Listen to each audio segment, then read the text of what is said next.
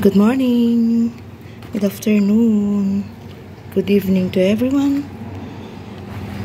Papakita ko lang guys ang tanim kong kamatis. At iyan ay mayroon ng bunga.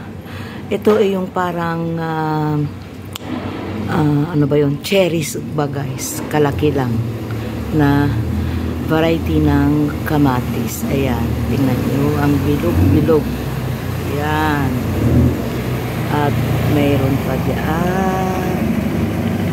Okay, saan kayo makikita? Ayun. Oh. Tapos, ayan, mga liit yan. At dito, ayan. Oh, see? At doon pa, mayroon pa doon. Oh. Ayan na sila. Ayan, at doon pa. Ayun, doon. Hindi ko maano. Yun. Marami doon, maliliit. Ayan. At saka, sari-sari ang tanim ko, guys. Ito naman ay yan ay sitaw. Yung mahahaba. Sari-sari may ampalaya. Ayan. Itinatali ko sila guys para ano. Kasi walang rampahan. Dito lang sa maliit na balkonahe guys. Kung may itatanim, may aanihin. So, mag-aani na ako.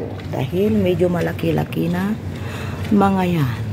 Okay, antayin lang. Oh, mayroong nag-iisang pechay guys na nabuhay. Ayan, oh, pechay. Yung ibang pechay na nauna ay nakain na, na-harvest na. Okay, so, andito kami sa may tabi ng ilog.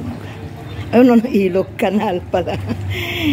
Ayan, dito ang pasadyo ng mga gondolas, water taxis, mga small boats, for transportation yung mga dry goods, and so many others.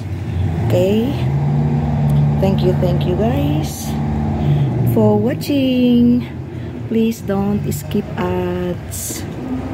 Okay, thank you. See you on my next update on my tomato plants and eggplants. Okay.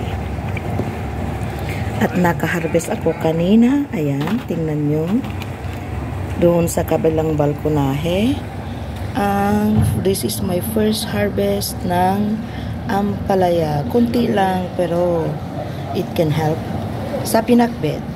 Ayan, mayroon na namang gondolas dyan. Okay. A very nice view. May water taxi dyan. Okay. Once again, thank you for watching. God bless us all.